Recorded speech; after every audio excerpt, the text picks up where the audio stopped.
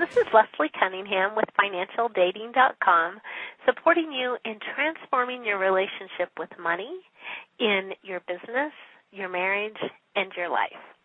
How to talk about money in a calm and productive way through having a financial date. Many years ago, I was interviewed by Sydney Carlino, a certified financial representative. Sydney wanted to learn more about my concept of financial dating and how I guide couples to talk about money in a way that is fun and connecting instead of volatile and separating. I'd like to share with you today a few key points from our interview to support you in working with your partner instead of working against your partner when it comes to talking about money. The first question that Sydney asked me was, from your experience, do most couples have difficulties discussing financial matters? My response was absolutely. Most of us are familiar with the statistic that money is the number one issue that couples argue and fight about, as well as the number one cause of divorce.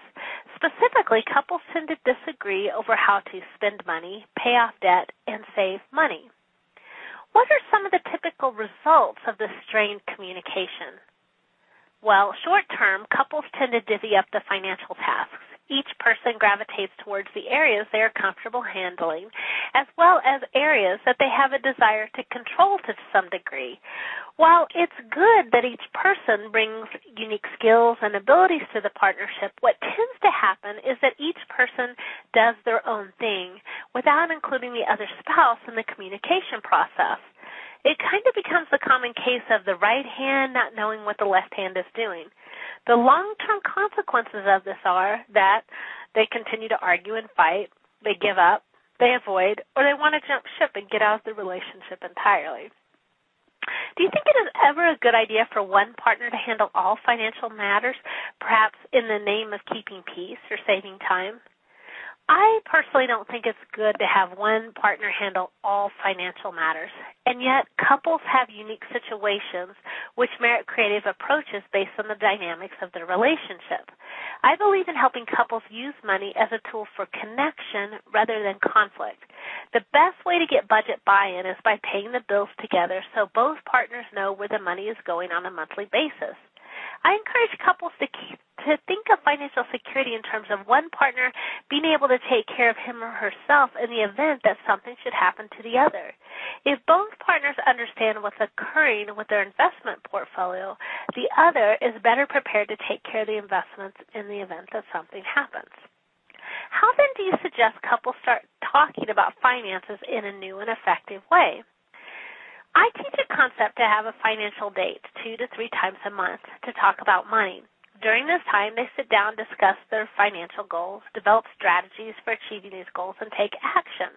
Many couples come to their initial dates with a lot of resentment and tension. So I help them create their own formula for having dates so they're able to create a connection and talk about money in a non-stressful way. My husband and I started having financial dates almost 7 years ago. He was skeptical at first. At the time, I didn't have a clue as to what we should do. All I knew was that we needed to build a foundation in the beginning of our marriage for communicating around money. After about a month of having these dates, my husband was completely sold on them. The results speak for themselves. Because of our dates, we were able to pay off all of our debt within 2.5 years' time. What are some of the results you have seen when couples have adopted the principles that you teach? Couples create a workable plan for paying off debt, form a clearer understanding of how much they owe and own, and develop a realistic monthly spending plan which both partners can stick to. They also learn how to communicate more effectively, handle differences of opinion, and many couples report experiencing a closer, deeper connection with their partners without the financial stress. After couples integrated these principles into their everyday lives, creating more intimacy and a foundation for financial health, what are the next steps? I personally believe financial dating is a lifetime experience, happening in 3 stages.